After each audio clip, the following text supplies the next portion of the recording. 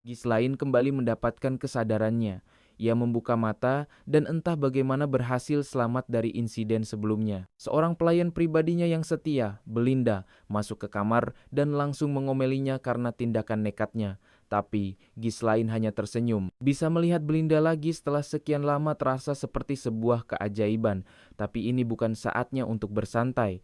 Ghislaine menjelaskan pada Belinda bahwa akan ada sebuah musibah besar. Awalnya, tentu saja Belinda tidak percaya dan menganggapnya hanya mengigau. Belinda kemudian mengingatkannya tentang festival yang akan datang, sebuah kesempatan bagus untuk memperbaiki hubungannya dengan adiknya Elena. Festival, kata itu sedikit memorable bagi Ghislaine. Ia menanyakan kapan festival itu akan diadakan. Jawaban Belinda membuat darahnya terasa membeku. 1 minggu lagi. Dan saat itulah sebuah ingatan yang paling menghantuinya kembali dengan jelas. Hari di mana hidupnya berubah selamanya. Festival itu akan diadakan 1 minggu lagi. Dan di hari itu, adiknya, Elena, akan mati. Ghislaine segera menemui Elena. Dipenuhi penyesalan dari kehidupan masa lalunya, ia spontan memeluk adiknya, menggumamkan betapa ia merindukannya. Elena, yang tidak terbiasa dengan perlakuan ini, sontak ketakutan.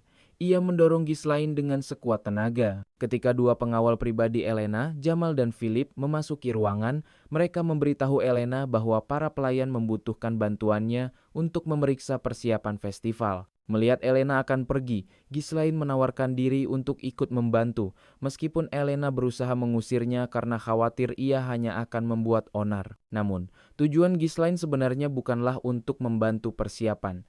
Ia teringat bahwa di masa lalu, jasad Elena ditemukan jauh dari area festival, di dekat tempat sampah. Seseorang pasti telah memancing atau memaksanya pergi ke sana. Untuk mencegahnya, ia harus ikut. Tapi rencananya gagal total saat pelayan pribadinya, Fergus, datang. Elena memanfaatkan kesempatan itu untuk menyuruh Fergus membawa Ghislaine kembali ke kamarnya karena tingkahnya sangat aneh sejak bangun tidur. Tak mau menyerah, Ghislaine mengubah rencananya. Ia meminta Fergus untuk membawanya ke lapangan latihan yang sudah lama terbengkalai dengan satu alasan. Ia ingin berlatih. Setibanya di sana, Ghislaine terkejut melihat kondisi lapangan latihan itu jauh lebih bagus dari perkiraannya. Fergus menjelaskan bahwa mereka selalu merawat tempat itu untuk berjaga-jaga jika suatu saat tuannya ingin menggunakannya. Hati Ghislaine tersentuh. Ia menyadari bahkan di kehidupannya yang dulu, orang-orang seperti Fergus selalu setia padanya meski ia memperlakukan mereka dengan buruk. Waktu yang ia miliki hanya seminggu, ia harus membenahi segalanya sekarang. Kematian Elena adalah pemicu yang memulai perang besar dan menyebabkan kehancuran keluarganya. Langkah pertamanya adalah mengembalikan kekuatan fisiknya. Meskipun waktunya singkat, setidaknya ia masih bisa mengendalikan mana. Bagi Ghislaine, yang telah melalui puluhan ribu pertempuran di kehidupan sebelumnya, membentuk inti mana adalah hal yang mudah. Namun, kemampuannya tidak hanya itu. Menggunakan metode dari sebuah buku sihir kuno, ia mampu menciptakan beberapa inti mana sekaligus. Teknik ini memberinya kekuatan ledakan dalam waktu singkat, namun dengan bayaran konsumsi mana yang sangat besar. Di tubuhnya yang sekarang, ia hanya mampu membuat 3 inti. Namun untuk saat ini, kekuatan ini sudah lebih dari cukup. 1 minggu kemudian, hari festival pun tiba. Ghislaine menepati janjinya dan datang, membuat Elena cukup terkejut. Elena memperhatikan perubahan sikap kakaknya yang kini rajin berlatih. Dan ia mengaku lebih menyukai Ghislaine yang sekarang. Seolah-olah kakaknya yang dulu telah kembali. Ghislaine sadar, tindakannya mulai mengubah masa depan secara perlahan. Singkat cerita, festival hampir berakhir dan tidak ada hal aneh yang terjadi. Ghislaine mulai bertanya-tanya apakah kehadirannya di sisi Elena telah berhasil mengubah takdir. Dan tepat saat itu dua pengawal Elena, Jamal dan Philip mendekat. Dengan ramah, mereka mengajak Elena untuk melihat area festival lain yang konon baru dibuka. Elena yang antusias langsung setuju. Namun Ghislaine hanya menatap mereka dengan mata yang dingin. Seketika ia tahu, merekalah pelakunya, para pengkhianat yang akan membawa adiknya menuju kematian. Di sudut distrik yang suram dan terbengkalai, Ghislaine menemukan dirinya bersama sang adik yang terus menggerutu. Mereka percaya telah mengikuti dua pengawal andalan, Jamal dan Philip, untuk menyaksikan sebuah pertunjukan. Namun, suasana di sana terasa sangat aneh. Kesunyian begitu mencekam, dan semua jalan keluar seolah sengaja diblokir. Firasat Ghislaine berteriak, ini bukan hiburan, ini adalah jebakan yang sudah dirancang matang. Saat ia menarik adiknya untuk segera pergi, Langkah mereka dihalangi oleh salah satu ksatria. Wajah yang tadinya ramah kini berubah menjadi topeng kejam, membuat sang adik gemetar ketakutan. Dari balik bayang-bayang, muncullah sekelompok figur misterius yang dipimpin oleh Frank. Di depan mata Ghislaine, transaksi keji itu terungkap. Kedua ksatria itu telah mengkhianati mereka, menjual sang nona muda. Tak hanya itu, mereka dengan entengnya menawarkan nyawa Ghislaine sebagai bonus, menganggapnya hanya anak manja yang bodoh karena ikut masuk perangkap. Melihat pengkhianatan di depan matanya, Ghislaine tak tinggal diam. Sang ksatria pengkhianat mencibir, menganggap remeh lawannya. Namun, cibiran itu lenyap dalam sekejap.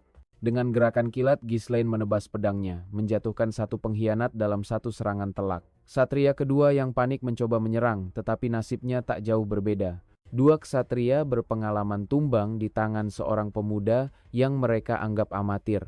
Kelompok Frank terkejut bukan main. Mereka hanya mendengar reputasi Ghislaine sebagai putra sulung perdium yang lemah. Namun, di depan mereka berdiri seorang petarung dingin yang mampu menyalurkan energi sihir atau mana ke pedangnya. Frank, sang pemimpin, segera sadar bahwa lawannya bukan orang biasa. Ia memerintahkan anak buahnya untuk menangkap Ghislaine hidup-hidup, ingin menyiksanya perlahan. Dua pembunuh berkerudung langsung melesat maju. Tapi Ghislaine sekali lagi membuktikan bahwa mereka salah. Ia melemparkan sebuah petasan kecil, mengalihkan perhatian mereka sejenak. Dalam sepersekian detik yang berharga itu, ia menghabisi keduanya dengan tebasan yang bersih. Kini, yang tersisa hanyalah Frank, sosok dengan aura kekuatan yang jauh lebih unggul. Pertarungan yang sesungguhnya baru saja dimulai. Pedang mereka beradu dengan kecepatan yang membelah udara. Frank nyaris berhasil menorehkan luka fatal di leher Ghislaine, tetapi pemuda itu berhasil menahannya dengan mengeraskan area lehernya menggunakan mana, sebuah teknik yang membuat Frank terkejut. Frank tersenyum sinis, tahu bahwa pertarungan ini akan jadi jauh lebih menarik. Ia pun bersiap untuk mengakhiri riwayat Ghislaine di tempat itu juga. Pertarungan pun berlanjut, mana Frank si pemimpin pembunuh dengan arogan meremehkan lawannya yang ia anggap lemah, tiba-tiba berbalik total. Di tengah kepungan, pemuda itu hanya tersenyum tipis. Seketika, serangan berikutnya datang dengan kekuatan yang benar-benar berbeda. Frank, yang tadinya begitu percaya diri, langsung terkejut saat perisai mananya hancur berkeping. Kekuatan yang tadinya lemah, kini melonjak drastis, bagai ledakan dahsyat yang tak terduga. Siapa sangka, pemuda ini punya kemampuan aneh, bisa menggandakan output mananya di tengah pertarungan, sesuatu yang mustahil di mata Frank. Keadaan berbalik. Pemuda itu kini bergerak bak kilat, menciptakan bayangan ganda yang membuat Frank kewalahan. Serangan bertubi-tubi datang, memaksa Frank hanya bisa bertahan dan menangkis. Ia merasa seolah sedang menghadapi orang yang sama sekali berbeda. Dalam waktu singkat, pemimpin pembunuh itu pun tumbang. Tanpa basa-basi, pemuda itu langsung menginterogasi. Merasa terpojok, Frank mencoba perlawanan terakhir dengan pisau tersembunyi, mengincar sang adik yang tak jauh darinya. Namun, semua percuma. Tubuhnya tiba-tiba kaku, terjerat benang-benang mana tak kasat mata yang ternyata sudah dipasang sejak awal. Frank sudah terkunci. Di tengah situasi skakmat itu, pemuda itu memberikan ancaman paling menakutkan. Ia akan menghancurkan mana core milik Frank, sebuah langkah gila yang bisa memicu ledakan besar, melenyapkan area di sekitarnya. Terpojok oleh rasa takut akan kematian, Frank akhirnya menyerah. Dengan napas tersengal, ia mengungkap dalang di balik semua kekacauan ini, Count Desmond. Tujuannya adalah memicu perang besar antara dua keluarga kuat, Perdium dan De Garde. Begitu Frank menyelesaikan pengakuannya, pemuda itu langsung mengakhiri nyawanya tanpa ragu. Di napas terakhir, Frank malah tertawa, yakin bahwa kematiannya tak akan mengubah apapun. Namun ia tidak tahu. Sang pemuda membisikkan satu kalimat yang membuat segalanya berbeda. Aku terlahir kembali, jadi kali ini semuanya akan berbeda. Setelah semua musuh tumbang, pemuda itu merasakan efek samping dari lonjakan kekuatan yang mendadak. Sambil menahan sakit, ia teringat sesuatu. Berdasarkan pengakuan Frank, ia bergegas menuju sebuah gudang tersembunyi. Di sana, ia menemukan bukti yang selama ini dicari, mayat-mayat lain, termasuk seorang anak dari keluarga De Garde. Semua kepingan puzzle akhirnya menyatu. Rencana licik Desmond adalah membunuh pewaris dari kedua keluarga, lalu memfitnah keluarga De Garde sebagai pelakunya, menciptakan alasan yang sempurna untuk sebuah perang. Mengetahui konspirasi busuk ini, sang pemuda mengambil keputusan. Ia takkan membiarkan sejarah yang sama terulang lagi. Bukti yang bisa memicu perang ini harus segera ia lenyapkan, dan kali ini ia akan mengubah takdirnya. Sementara itu, di tempat lain, otak di balik konspirasi ini menerima kabar kegagalan misinya. Kemarahan meledak. Mereka telah mengirim pembunuh terbaiknya, Frank, untuk sebuah tugas sederhana, namun semuanya berantakan. Sang penyusup yang selamat melaporkan bahwa biang keladinya adalah Ghislaine Perdium, sang putra sulung. Awalnya, laporan ini ditertawakan. Reputasi Ghislaine di seluruh negeri hanyalah seorang pemuda tak berguna yang tak bisa apa-apa. Namun, sang penyusup bersikeras bahwa Ghislaine yang ia lihat sangat berbeda. Seorang petarung mengerikan yang membantai Frank dan anak buahnya dengan mudah. Karena kegagalannya, ia nyaris dieksekusi, namun ia memohon satu kesempatan terakhir. Ia pun mengajukan rencana baru, mengerahkan bidak lain untuk menyingkirkan Ghislaine, seseorang yang sangat kuat bernama Ken Loges. Kane adalah petarung muda jenius yang tak tertandingi di utara, dan yang terpenting, ia adalah sepupu Ghislaine sendiri, membuatnya menjadi alat yang sempurna untuk sebuah pembunuhan yang rapi. Di sisi lain, Ghislaine sendiri tidak tinggal diam. Ia kembali ke kastil dan langsung berlatih keras. Seorang ksatria tua bernama Fergus tak sengaja melihatnya melatih sebuah teknik aneh, di mana Ghislaine mampu mengendalikan pedangnya dari jauh, seolah menggunakan benang tak kasat mata. Ghislaine menyebutnya mana thread, sebuah teknik tingkat tinggi dari kehidupan masa lalunya yang kini ia adaptasi agar sesuai dengan tubuhnya yang sekarang. Namun masalah tak berhenti di sini. Beberapa hari setelah insiden tersebut, festival dihentikan dan kekacauan baru muncul. Para pedagang yang kehilangan pemasukan besar akibat festival yang batal, kini berunjuk rasa di depan gerbang kastil, menuntut ganti rugi. Ghislaine tahu ini adalah serangan lanjutan dari musuhnya untuk menggoyahkan stabilitas wilayahnya. Ia mencoba mengerahkan prajurit untuk menenangkan massa, namun ia dihadapkan pada kenyataan pahit. Hampir seluruh pasukan telah dikirim ke perbatasan untuk menahan serangan para orc. Wilayah Perdium ternyata sedang berada di ambang kehancuran. Tanpa prajurit, satu-satunya solusi adalah uang, tapi lagi-lagi ia menemui jalan buntu. Belinda, sang pelayan yang mengurus keuangan, memberitahunya bahwa kas mereka kosong. Ayahnya telah memotong dana karena kelakuan boros Ghislaine di masa lalu. Tak ada uang, tak ada prajurit. Ghislaine benar-benar terpojok, pengetahuannya tentang masa depan tak berguna tanpa sumber daya. Tepat saat ia merasa putus asa, seorang penjaga berlari masuk dengan wajah panik dan babak belur. Ia membawa kabar bahwa Tuan Muda Ken telah datang untuk menemuinya. Rencana musuh ternyata sudah bergerak lebih cepat dari dugaannya. Ghislaine langsung bergegas untuk menemuinya. Sore itu, semua mata tertuju pada Ghislaine. Ia berdiri di tengah kerumunan, menyaksikan seorang laki-laki berbadan kekar dan berambut hitam dengan tatapan tajam. Ada kilatan kebencian di mata Ghislaine. Akhirnya, batinnya, laki-laki itu yang dipanggil Kane menyapa santai. "Halo, Ghislaine." Ghislaine mengenali wajah itu. Pewaris dari County Loges, sekutu mereka sekaligus musuhnya. Tiba-tiba, seorang pengikut Ghislaine, Ricardo, mendekat dengan wajah panik. Ghislaine bertanya, "Ricardo, bagaimana situasinya?" Ricardo tergagap menjelaskan bahwa mereka sedang menyelidiki keributan di sebuah bar dan menemukan Kane bersama pengawalnya di sana.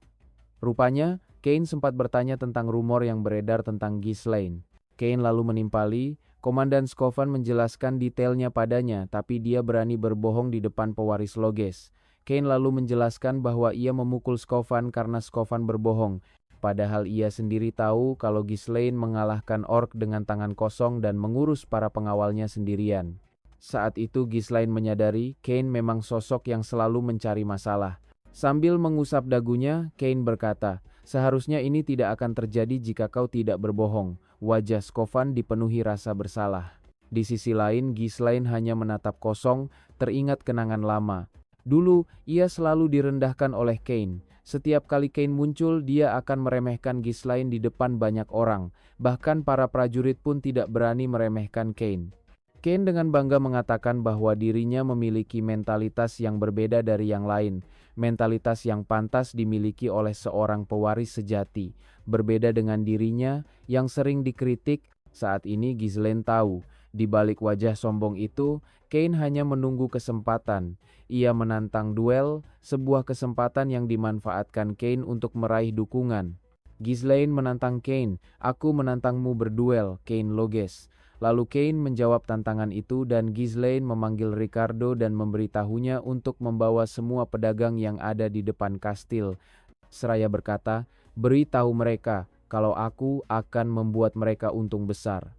Ini bukan hanya soal harga diri, ini adalah permainan yang sudah Ghislaine rencanakan. Ia memanfaatkan provokasi Kane untuk membalikkan keadaan. Dia akan memenangkan duel ini bukan hanya untuk mengalahkan musuh, tapi untuk menegaskan kekuatannya di mata semua orang, di mata para sekutunya, dan di mata para pedagang, sumber uangnya. Festival yang tadinya meriah mendadak dibatalkan, membuat hawa yang semula membara tiba-tiba mendingin dan menyisakan kekecewaan para turis. Mereka seperti merasa hampa, seperti pembakaran yang tidak sempurna, karena rencana mereka untuk menghabiskan uang mendadak sirna begitu saja. Di tengah kekacauan itu, muncul sebuah event dadakan yang seolah jadi jawaban untuk meredakan kekecewaan mereka, sebuah duel. Suara-suara riuh segera menggema, mengumumkan pertarungan sengit antara Tuan Muda Kane melawan Ghislaine. Seketika, kerumunan langsung bersemangat. Mereka mulai memasang taruhan dan mayoritas berbondong-bondong mendukung Tuan Muda Kane. Mereka berteriak lantang, "Itu taruhan paling aman." Saat duel akan dimulai, Tuan Muda Kane maju ke tengah arena, tatapan tajamnya mengarah pada lawannya, Ghislaine. Kane dengan angkuh mengiriskan pedangnya ke tanah, seolah memperingatkan bahwa pedangnya tak akan berhenti, bahkan jika kau menyerah. Namun, Ghislaine hanya diam, seakan sudah tahu niat lawannya itu. Ghislaine pun berteriak agar pertarungan segera dimulai, tapi sebuah suara menghentikannya. "Tunggu." Pria berkerudung itu mendekat, dan seorang bandar taruhan berbadan besar. Ia merasa taruhan tidak bisa dilanjutkan karena tidak ada satupun orang yang berani memasang uang untuk Duke Ghislaine. Pasar bahkan mengabaikannya, membuatnya tak punya pilihan selain mengubah aturan. Ia lalu menawarkan taruhan baru, berapa lama Ghislaine bisa bertahan melawan Kane. Namun, di tengah keraguan orang-orang, tiba-tiba seorang wanita cantik dan seorang pria yang babak belur, yang kemudian diketahui sebagai Elena dan pelayannya, dengan berani memasang taruhan mereka pada Duke Ghislaine. Mereka melakukan ini tanpa alasan yang jelas. Namun taruhan mereka sudah cukup untuk memulai pertarungan. Begitu duel dimulai, Kane melancarkan serangan bertubi-tubi yang begitu cepat dan kuat, memaksa Ghislaine hanya bisa bertahan. Para penonton bersorak, yakin bahwa Kane akan menang mudah. Kane tersenyum licik, yakin bahwa lawannya sudah terjebak. Ia tahu, lawan yang terus terdesak akan kelelahan dan akhirnya membuat celah. Itulah cara ia selalu menang. Duel semakin cepat, Ghislaine makin terdesak. "Kane, sudah berakhir Ghislaine. Mati!" Suasana menjadi tegang, kemudian hening. Saat Kane bersiap mengakhiri duel, sesuatu yang tak terduga terjadi. Ghislaine, yang tadinya tersungkur, bangkit dan membelah pedang Kane. "Ghislaine, aku ingin bersikap lembut padamu, tapi kau melewati batas." Ghislaine kini menyerang balik, mendominasi pertarungan dengan energi ungu yang menyelimuti dirinya. Kane mencoba melawan, tapi semua serangannya berhasil dipatahkan. Ia terlempar mundur dan jatuh tersungkur. Penonton, apa yang baru saja terjadi? Kane menatap Ghislaine dengan amarah. "Kane, kemampuan jahat ini tidak lain hanya untuk menghibur." Namun Ghislaine menjawab dengan tenang. "Aku akan bertarung dengan tangan kosong." Dengan senyum tipis, Ghislaine melepaskan pedangnya dan berkata kalau lawannya, Tuan Muda Kane, tidak pantas untuk dilawan dengan pedang, jadi ia akan menggunakan tangan kosong saja.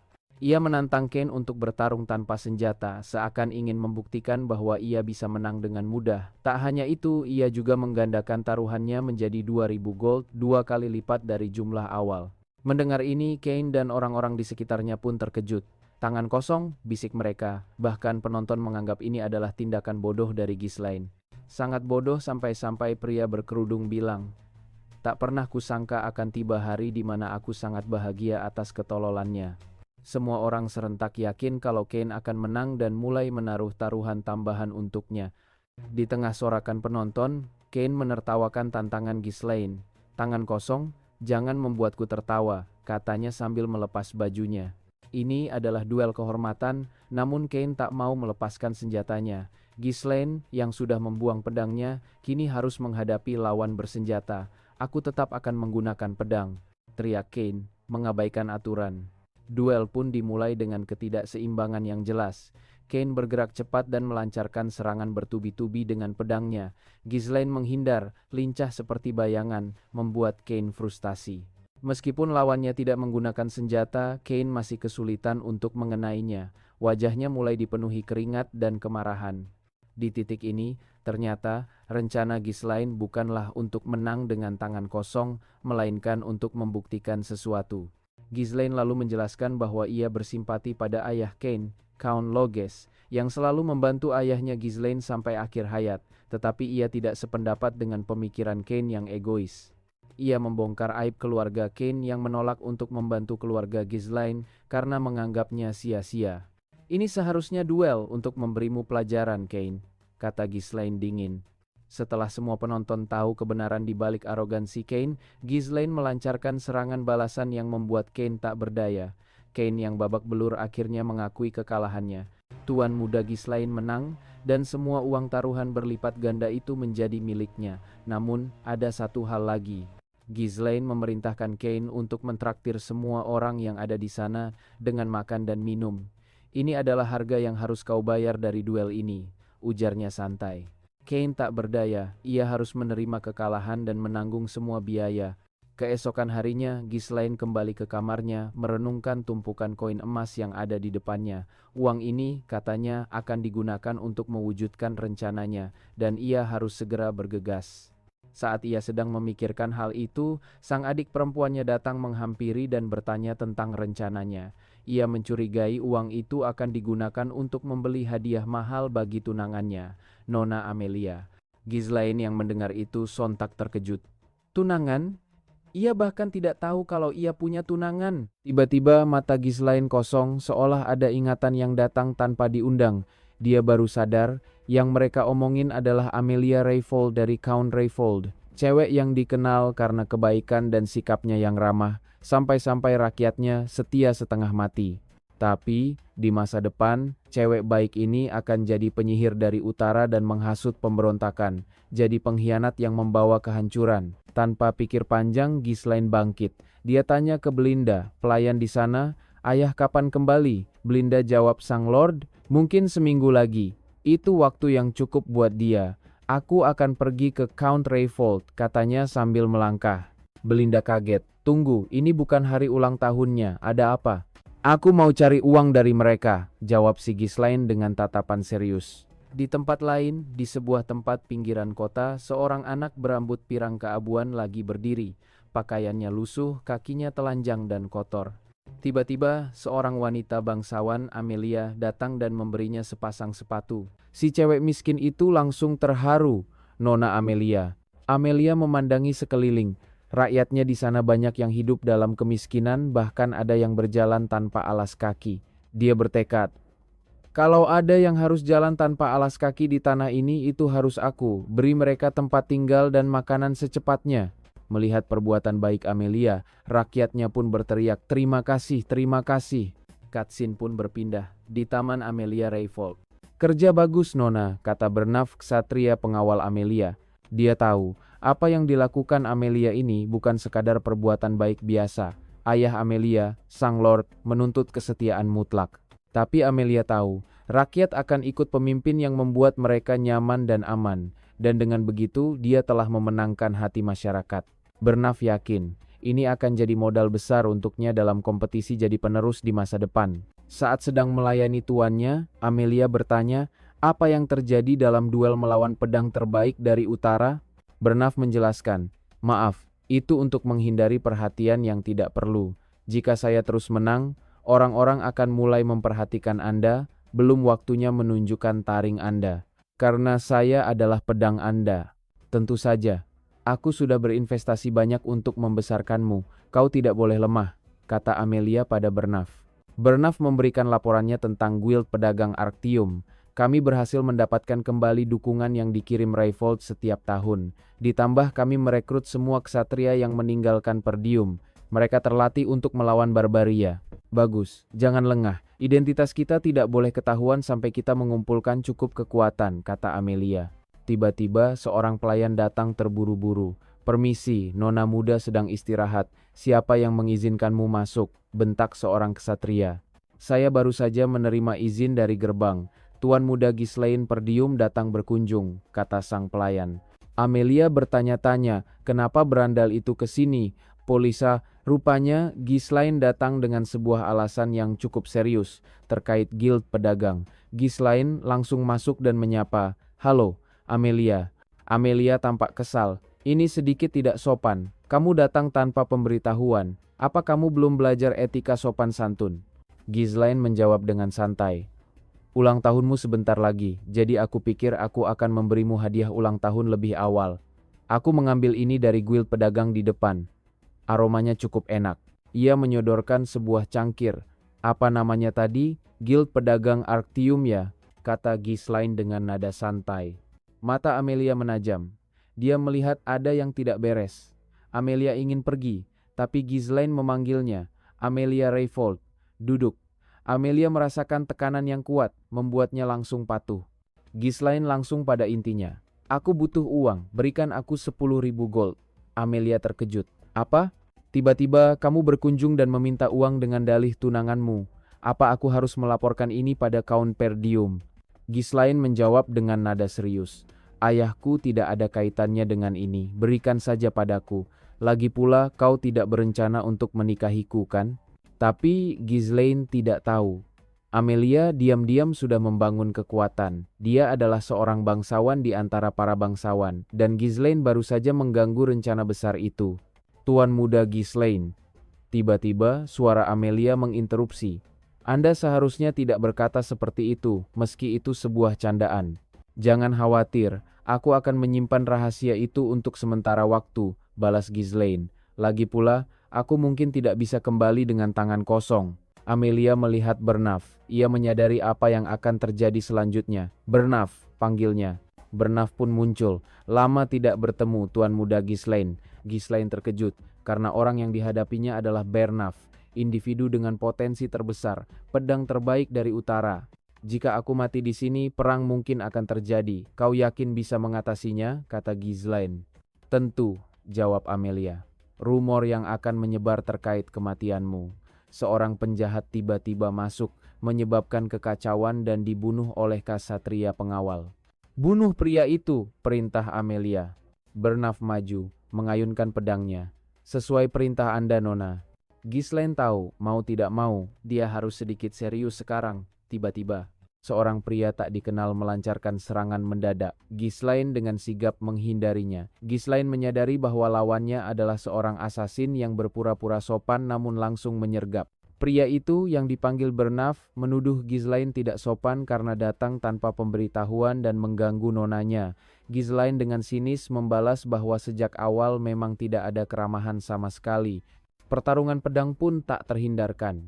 Bernaf, yang ternyata adalah seorang pengawal, terkejut dengan kemampuan Ghislaine. Dia pernah mendengar bahwa tuan muda Ghislaine hanya besar mulut tanpa keahlian, tapi ternyata rumor itu salah. Dari kejauhan, seorang wanita muda dengan laba-laba di bibirnya memperhatikan pertarungan itu. Dia adalah Nona yang dilindungi oleh Bernaf. Dengan dingin, dia memerintahkan Bernaf untuk membawakan kepala Ghislaine kepadanya, karena Bernaf adalah pedangnya. Mendengar perintah itu, Bernaf berjanji tidak akan mengecewakan nonanya, dan auranya berubah menjadi lebih serius. Ghislaine memprovokasinya. "Kau, seorang ksatria pengawal, berani memberiku perintah?" Bernaf menjawab bahwa dia akan memenuhi keinginan Ghislaine untuk bertarung dengan sungguh-sungguh. Pertarungan kembali berlanjut dengan intensitas yang lebih tinggi. Bernaf bergerak sangat cepat, membuat Ghislaine terdesak. Sang nona yang menonton tidak percaya bagaimana Ghislaine, yang dikenal sebagai berandalan, mampu mengimbangi Bernaf. Ghislaine menyadari bahwa ilmu pedang lawannya bukanlah sesuatu yang dipelajari secara formal, melainkan berasal dari pengalaman nyata di medan perang, kemungkinan besar dari pertarungan melawan kaum barbar.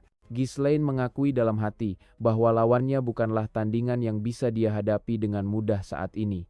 Bernaf yang merasa di atas angin menyatakan bahwa inilah akhir dari hidup Ghislaine. Namun Ghislaine dengan tenang berkata, Kau tahu, aku juga tidak punya banyak waktu. Tiba-tiba, Ghislaine melepaskan mana miliknya. Bernaf terkejut merasakan aliran energi itu. Ghislaine menggunakan mana untuk membentuk benang-benang energi dan menarik pedangnya ke arah Bernaf. Serangan tak terduga itu berhasil mengenai Bernaf, membuatnya terluka dan terkejut. Ghislaine tidak memberinya kesempatan dan langsung melancarkan serangan lanjutan, berhasil melucuti pedang Bernaf. Sadar akan situasi yang berbahaya, Bernaf segera menyuruh nonanya untuk pergi dari sana karena dia tidak bisa lagi menjamin keselamatannya.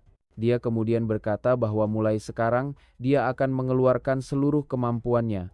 Ghislaine yang sudah siap menyambutnya dengan tatapan tajam dan berkata, "Itulah yang aku harapkan." Saat Bernaf bersiap mengeluarkan seluruh kemampuannya, nona yang ia lindungi, Amelia, melarikan diri dari lokasi pertarungan. Dia sangat marah karena merasa telah dipermalukan oleh Ghislaine. Amelia bertanya-tanya siapa orang bodoh yang telah membocorkan informasi tentang guild pedagang kepadanya, karena tidak mungkin Ghislaine mengetahui detail seperti itu tanpa bantuan orang dalam. Dia mulai mengingat kembali semua rumor tentang Ghislaine, mulai dari membunuh para orc hingga mengalahkan pewaris Loges. Awalnya dia pikir itu semua hanya keberuntungan atau berita yang dilebih-lebihkan, tapi sekarang dia mulai ragu. Sambil berlari, dia kesal karena para penjaga di depan tidak melakukan apa-apa. Namun, saat tiba di lokasi, dia mendapati semua penjaganya telah terkapar di lantai. Di tengah-tengah mereka, berdiri seorang sosok misterius berkerudung. Sosok itu membuka kerudungnya, menampakkan wajah yang Amelia kenali sebagai seorang pelayan dari keluarga Perdium. Sebelum Amelia bisa bereaksi, pelayan itu sudah berada di belakangnya, menodongkan pisau kecil ke lehernya. Pelayan itu lalu dengan santai melepas bros laba-laba yang dikenakan Amelia, menyebutnya menjijikkan. Dia kemudian mengungkap sebuah rahasia, bahwa dia pernah menguping percakapan antara Count Rayfold dan tuannya. Dia tahu bahwa dulu saudara-saudara Amelia sering menakut-nakutinya dengan laba-laba. Namun, Amelia justru membesarkan laba-laba itu untuk membalaskan dendamnya. Pelayan itu kemudian menghancurkan bros laba-laba tersebut sambil berkata bahwa benda itu tidak cocok untuk Amelia. Setelah menunjukkan dominasinya, sang pelayan kemudian mengajukan sebuah penawaran kerjasama. Kembali ke pertarungan utama, suasana terasa sangat mencekam. Bernaf melepaskan luapan mana yang sangat besar. Ghislaine tersenyum, menganggap lawannya kali ini cukup menghibur. Bernaf membalas ucapan itu terdengar seperti ucapan seorang tentara bayaran rendahan, bukan seorang bangsawan. Ghislaine membalas dengan santai bahwa seorang ksatria pengawal biasa sepertinya tidak pantas berkata seperti itu. Merasa terhina, Bernaf berteriak agar Ghislaine tidak mempermalukan para bangsawan, lalu melancarkan serangan dahsyat dengan seluruh kekuatannya. Pertarungan menjadi semakin ganas, Bernaf mendorong Ghislaine dengan serangan tanpa henti. Ghislaine yang mulai serius akhirnya berteriak sudah cukup dan mulai membalas serangan itu. Dalam adu pedang yang cepat, Bernaf melihat sebuah celah dan menyatakan bahwa itu akan menjadi serangan terakhir Ghislaine. Ghislaine membuat keputusan nekat. Dengan sengaja membiarkan pedang Bernaf menusuk bahunya hanya untuk menahan serangan itu dan menciptakan kesempatan untuk menyerang balik. Bernaf terkejut melihat lawannya rela terluka parah demi sebuah kemenangan. Bernaf berkata dalam hati bahwa inilah perbedaan antara dirinya dan orang yang mengayunkan pedang hanya untuk bersenang-senang. Dengan kecepatan dan jangkauannya, dia berhasil mengendalikan alur pertarungan. Ghislaine sadar bahwa dengan kondisi mananya saat ini, dia tidak akan bisa menyerang balik. Namun, yang dia maksud adalah mana yang ia miliki saat ini. Ghislaine mengungkapkan kartu as miliknya, sebuah teknik kultivasi mana yang unik. Dia melepaskan kekuatan dari inti ketiga miliknya. Ledakan mana yang jauh lebih besar dari sebelumnya menyelimuti tubuh Ghislaine, membuat Bernaf terperangah. Pertarungan berakhir dalam sekejap. Bernaf kini tak berdaya di hadapan Ghislaine menodongkan pedang. Sosok berkerudung yang ternyata adalah pelayan Ghislaine muncul dan menawarkan 10.000 koin emas agar mereka dilepaskan. Ghislaine hanya tertawa, mengatakan bahwa seharusnya mereka memberikannya saat dia meminta baik-baik. Dia kemudian menoleh ke arah Amelia yang telah kembali, dan menyebut pertarungan mereka hanya pertengkaran kekasih dengan opini yang berbeda. Ghislaine lalu menaikkan tawarannya, biayanya naik menjadi 20.000 gold. Ketika urusan sudah selesai, Ghislaine langsung bergegas untuk pergi. Adegan pun beralih. Di ruangannya yang berantakan, Amelia mendengarkan laporan dari pengawalnya, Bernaf. Bernaf meminta maaf atas kegagalannya, mengakui bahwa Ghislaine jauh lebih kuat dari rumor yang beredar. Dia menjelaskan bahwa dalam sekejap, Ghislaine mampu memancarkan mana yang kekuatannya bahkan melebihi ksatria tingkat lanjut. Amelia merenung, menyadari bahwa Ghislaine telah banyak berubah. Bernaf bertanya apakah insiden ini perlu dilaporkan ke Duke Delphine, namun Amelia melarangnya dengan keras. Dia memperingatkan Bernaf betapa menakutkannya Duke Delphine. Jika sang Duke tahu tentang kegagalan ini, nyawa mereka berdua akan berakhir. Amelia kemudian mengungkapkan rahasia besarnya. Dia beraliansi dengan Duke Delphine untuk mendukung pemberontakannya, dan sebagai gantinya dia membantu sang Duke menjatuhkan keluarga Perdium. Jika Ghislaine tahu rahasia guild pedagang, ada kemungkinan dia juga tahu tentang kesepakatan pengkhianatan ini. Karena itu, Amelia memutuskan bahwa Ghislaine harus dibunuh dengan cara apapun.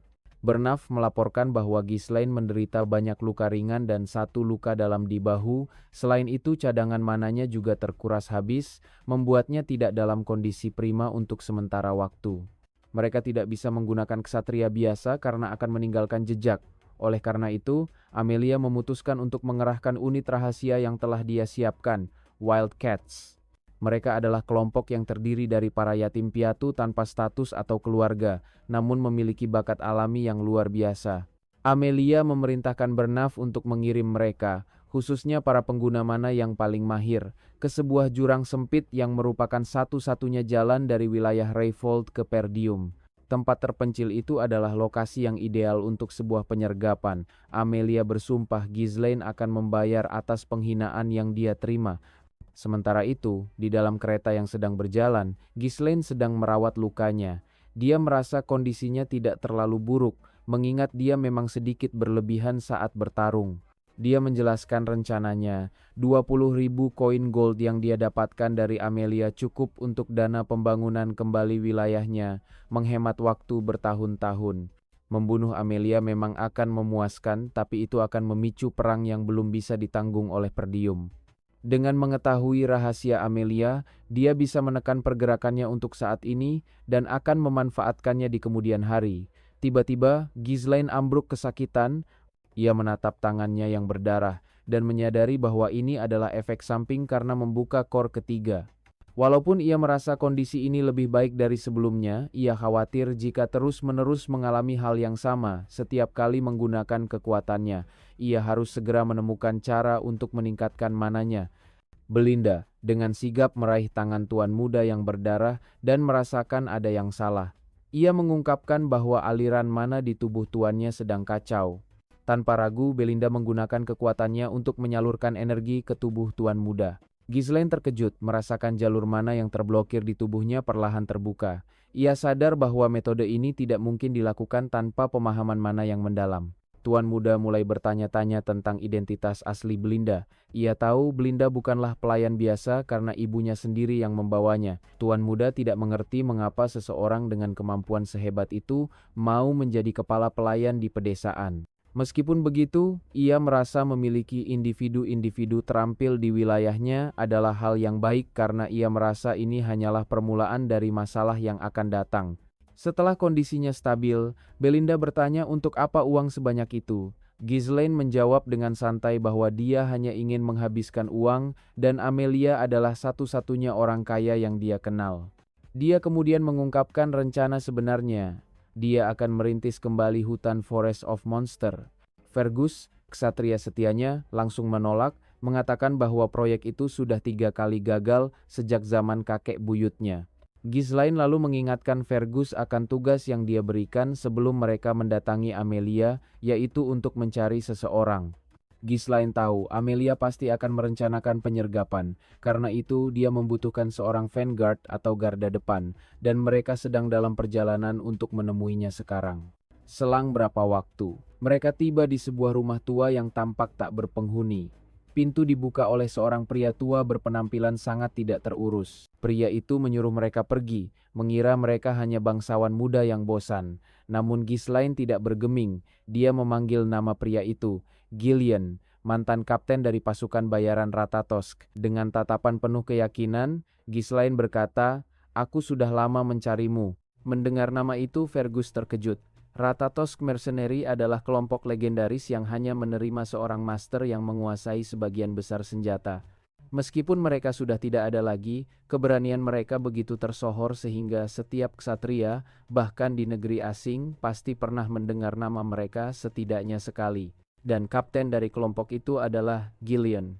Pria tua di hadapan mereka, Gillian, terkejut karena Ghislaine mengenalnya dan seketika mengeluarkan aura yang sangat kuat, menuntut untuk tahu tujuan kedatangannya. Aura itu begitu menekan hingga para pengikut Ghislaine bersiaga. Belinda memperingatkan tuannya untuk mundur, mengatakan bahwa pria ini tidak waras. Namun, Ghislaine maju dan berkata, "Aku tahu cara untuk mengobati penyakit yang diderita putrimu." Ia lalu bertanya, "Bagaimana? Apa itu sudah cukup?" Penyakit itu disebut Eternal Punishment. Gejalanya adalah muntah darah, demam tinggi, dan bintik-bintik merah yang mekar di kulit. Nama mengerikan itu berasal dari jeritan pasien yang menggeliat kesakitan, seolah sedang menjalani hukuman abadi. Di dalam, Gillian tampak putus asa merawat putrinya, Rachel, yang merintih kesakitan dan memohon untuk mati. Ghislaine teringat masa lalunya saat ia mencari Gillian untuk merekrutnya, namun ia sudah terlambat. Gillian telah mengakhiri hidupnya sendiri setelah putrinya meninggal. Ghislaine tahu ia harus bergegas. Saat Ghislaine hendak memulai perawatan, Belinda mencoba menghentikannya. Ia mengatakan bahwa ini adalah penyakit yang bahkan para pris tidak bisa sembuhkan dan menyebutnya sebagai hukuman dari dewa. Ghislaine hanya berkata, "Aku bisa menyembuhkannya," lalu mengingatkan Belinda, "Kau bilang kau percaya padaku kan?" Ia kemudian memberikan sebuah daftar pada Belinda dan menyuruhnya untuk membeli semua tanaman herbal di dalamnya dan segera kembali. Ghislaine tahu, sebagai tentara bayaran pengelana, pengetahuan adalah kunci untuk bertahan hidup. Meskipun Eternal Punishment adalah penyakit yang tidak bisa disembuhkan di zaman ini, obatnya akan ditemukan di masa depan. Ia masih mengingat cara membuatnya karena metodenya yang sederhana, meski bahan-bahannya sangat mahal. Setelah bahan-bahan terkumpul, Ghislaine mulai meracik obatnya. Ia memotong halus tanaman Fairy's Blessing dan herbal lainnya, memasukkannya ke dalam botol, lalu menuangkan alkohol suling. Setelah dikocok dan didiamkan sejenak, ia menambahkan bahan sisa dan mengaduknya. Obat itu pun selesai dan ia menyerahkannya pada Gillian untuk diminumkan pada putrinya. Gillian dengan hati-hati meminumkan ramuan itu pada Rachel. Sesaat kemudian, keajaiban terjadi. Bintik-bintik merah di kulit Rachel mulai menghilang. Gillian tak percaya, ia bertanya bagaimana Ghislaine melakukannya padahal Divine Power pun tak sanggup menyembuhkannya. Ghislaine menjelaskan bahwa Divine Power milik Priest tidak benar-benar menyembuhkan, itu hanya meningkatkan vitalitas dan regenerasi tubuh untuk membantu melawan penyakitnya sendiri. Dengan tangan gemetar, Gillian berlutut dan bertanya apakah putrinya sungguh bisa sembuh. Ghislaine menjamin putrinya akan sembuh total dalam beberapa bulan. Gillian bersujud dan bertanya apa yang Ghislaine inginkan darinya. Ia menawarkan diri untuk menjadi anjing atau budak, apapun yang diminta. Ghislaine menolaknya. "Tidak, aku tidak butuh budak. Yang aku butuhkan adalah Gillian, Kapten Ratatosk Mercenary." Gillian menatap mata Ghislaine dan melihat sorot mata seorang pemimpin. Tanpa ragu, ia mengambil kapak dan memotong rambut panjangnya yang tak terurus, mengubah penampilannya menjadi prajurit perkasa seperti dulu. Gillian tiba-tiba berpaling lalu bertanya, "Apa ada orang selain Anda dan kelompok Anda yang datang kemari?" Ghislaine menjawab dengan santai, "Tidak, hanya kami saja." Gillian bertanya lagi, "Apa Anda punya orang yang dendam dengan Anda?" Ghislaine menjawab dengan senyum tipis, "Tentu, dan akan banyak lagi di masa depan." Setelah mendengar jawaban itu, Gillian langsung melancarkan serangan dahsyat menggunakan tombak yang terikat tali. Serangan itu sangat kuat hingga menciptakan gelombang energi dan ledakan di tanah. Ia menangkap seorang pembunuh bayaran di luar, menariknya ke dalam, dan bertanya siapa yang mengirimnya. Ghislaine berkata ia sudah tahu siapa pengirimnya, tetapi saat ia hendak menghunus pedang, Gillian menghentikannya dan meminta izin untuk mengatasinya sendiri. Gillian menghabisi pembunuh itu tanpa ragu sedikit pun. Belinda yang melihatnya bergumam ngeri, mempertanyakan keputusan tuannya merekrut orang berbahaya seperti itu. Setelahnya, Gillian berlutut dan bersumpah setia pada Ghislaine. Ghislaine menerima sumpahnya, berpikir bahwa ia telah berhasil mendapatkan kartu as untuk rencana rekonstruksi di masa depan. Ketika urusan mereka selesai, Ghislaine segera pergi, dan adegan pun berpindah. Di sebuah ngarai yang diguyur hujan, sekelompok pembunuh bayaran dari Wildcat Traffickers menunggu dalam penyergapan.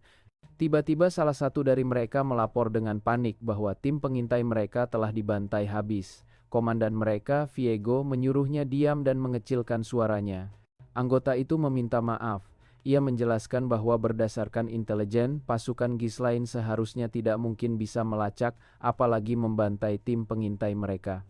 Ia pun bertanya-tanya apakah tim pengintai yang tidak kompeten atau intelijen mereka yang salah. Tak lama, anggota lain datang membawa kabar bahwa sepertinya Gillian sudah bergabung dengan kelompok Ghislaine. Viego terkejut. Ia mencengkeram bawahannya dan menuntut kepastian. Anggotanya itu bersumpah ia melihatnya sendiri. Viego bergumam, menyadari bahwa komandan lamanya rupanya sudah mulai bergerak. Sementara itu di dalam gerbong, rombongan Ghislaine sedang dalam perjalanan.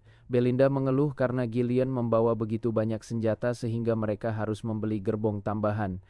Ghislaine menanggapi dengan santai, mengatakan bahwa mereka memang perlu tunggangan yang nyaman untuk Rachel, jadi masalahnya terselesaikan juga.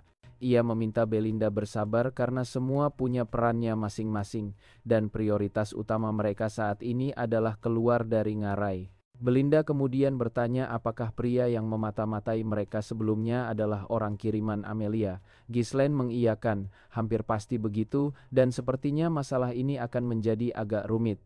Ghislaine mengenali topeng yang dikenakan mata-mata itu sebagai simbol anggota Wildcat Traffickers, sebuah guild yang punya pengaruh besar di Rayfold. Belinda menambahkan bahwa mereka tidak hanya dikenal karena penyelundupan, tetapi juga pembunuhan, perdagangan narkoba, hingga perdagangan manusia. Mereka adalah guild gelap yang akan melakukan pekerjaan kotor apapun dan didukung oleh mantan tentara bayaran yang ahli. Ghislaine heran bagaimana Belinda yang selalu ada di kastil bisa tahu semua ini, namun Belinda hanya menjawab bahwa ia punya cerita sendiri sebelum datang ke kastil dan memperingatkan Ghislaine untuk berhati-hati. Ghislaine tersenyum dan berkata tidak apa-apa, karena kita punya Gillian. Tiba-tiba tanah di sekitar mereka meledak dan serangan mendadak dari bawah tanah pun dimulai. Belinda berteriak bahwa ini adalah perangkap dan kita bisa dihancurkan jika terus begini, tapi Ghislaine hanya menatap keluar dengan tenang. Penyergapan ya. Para pembunuh bayaran muncul dari segala arah, dan pemimpin mereka, Viego, langsung berhadapan dengan Gillian. Ia mengejek Gillian, menyebutnya pengecut yang membubarkan organisasi tentara bayaran hanya demi seorang anak perempuan. Gillian menjawab bahwa ia tak tahu apa yang Viego bicarakan. Viego berteriak, karena aku dipaksa menjalani kehidupan yang tak pernah kuinginkan. Apa kau sudah sangat pikun sampai tidak ingat bawahan lamamu? Ia bersumpah akan membuat Gillian mengingatnya, lalu memerintahkan anak buahnya untuk membunuh Gillian. Ghislaine bertanya pada Gillian apakah ia perlu turun tangan, tapi Gillian menolaknya. Ia berkata bahwa ini urusannya dan meminta Ghislaine untuk beristirahat. Para penyerang mengejek kesombongan Gillian, namun ia seorang diri mampu menghalau serangan mereka dengan mudah. Viego yang melihatnya mengakui bahwa kemampuan Gillian sebagai tentara bayaran masih belum memudar, lalu memerintahkan pasukannya untuk berpencar dan menekan Gillian dari kedua sisi. Gillian dengan sigap melompat ke atas kuda dan melanjutkan pertarungan dari sana, membuat para penyerang kesulitan untuk mendekat. Viego berteriak menyuruh mereka untuk mengincar kudanya. Salah satu penyerang berhasil menjatuhkan kuda Gillian, dan Viego menggunakan kesempatan itu untuk menyerang Gillian secara langsung. Ia berkata, kalau kau mengacaukan kehidupan seseorang, minimal kau tidak menghalangi jalan mereka, akan kuakhiri hidupmu. Namun Gillian berhasil menangkis serangannya meski harus terluka. Ia berkata pada Viego, aku bukan lagi komandan Ratatosk Mercenary. Dengan satu gerakan, ia melumpuhkan Viego. Viego jangan buat aku tertawa dan bertanya, kalau bukan kau, siapa lagi? Gillian menjawab bahwa masa lalu sudah lama terkubur, sekarang ini aku hanyalah pelayan Duke Ghislaine. Mendengar itu Viego murka dan berteriak, akan kubuat kau mati mengenaskan.